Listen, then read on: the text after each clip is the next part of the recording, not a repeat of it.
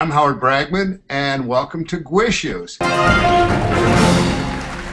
Today, we have a collection of people who have varied opinion on sports. We have a really eclectic group today, and I want to start with Cyd Ziegler from Outsports.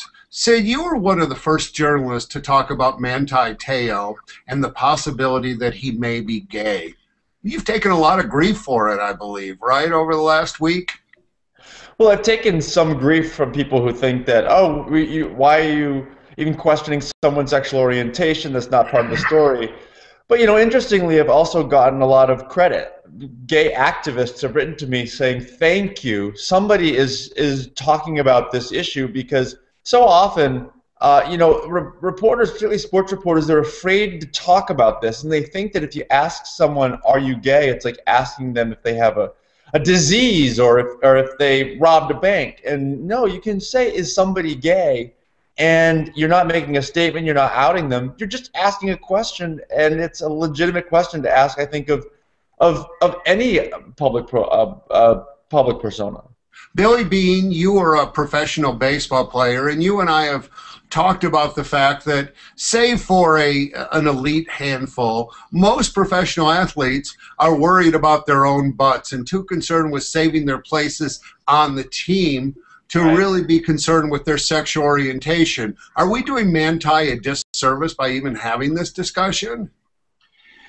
Well, I think just the enormity of the story and the possibilities. I mean, it's obvious that my friends, the people that I talk to, that are interested in sports, it came up that could be a reason. But for me, it sort of frustrates me that would be. I don't know if it's our community hoping that that's the case because we have this, young, great football player. But no, we hope it's Tom Brady, but that's a different story.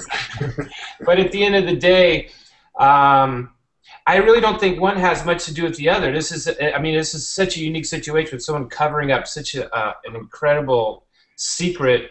Or if that is the case, it is the most amazing thing that I've seen, in my lifetime of being a sports fan. I hope. I just don't want someone who comes out as potentially this sort of pathological liar looking for a gain in interest in his career, that he did that because he's gay. Like that, to me, we're resigned to the fact that it's such a bad thing to be gay that you would have to do something like this to make yourself be accepted in the world of sports. So, can I say one thing? Yeah, go ahead, Cyd. So I keep hearing this idea that, oh, well, this is just the fantasy of gay people and the gay community hoping he's gay. That's not where my article came from. My article came from 3 or 4 straight sports reporters calling me, texting me, emailing me, asking me that very question. It came from my father calling me the next day, who happens to be straight, asking me that question.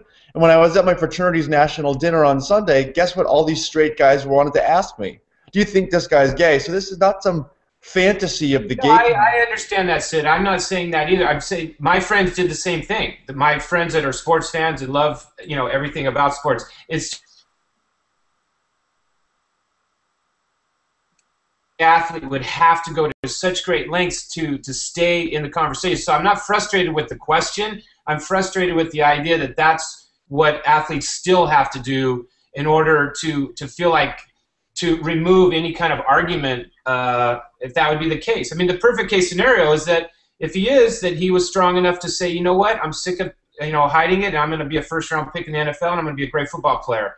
But it's just another obvious example, but we're not there yet. So well, that's my case. I know what Cyd's work is. Cyd's great, and we're good friends, and we talk about many different situations. But for my own friends, the same question came up, and the fact that you were able to report on it, it's a great thing. So what's been clear to me from the start is 2 things. One, that there was some complacency, that Manti was complicit in spreading this story. And number 2, in my gut, I'm not hearing the whole story.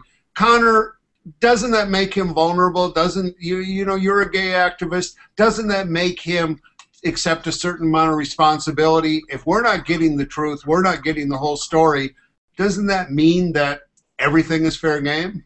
Yeah, I mean, I think you have a good point. We got to keep in mind one thing though. This kid's 21 years old. You know, he's still in college. He's got a huge spotlight on him, but 21-year-olds make mistakes. And it wouldn't surprise me at all if this started out as a small mistake or, you know, a small story, and he said something, you know, that he thought he should say, and whatever the reason that he said it, whether it was to hide the fact that he didn't actually have a girlfriend or to hide his sexuality, I don't know that I'm, you know, in a position to speculate.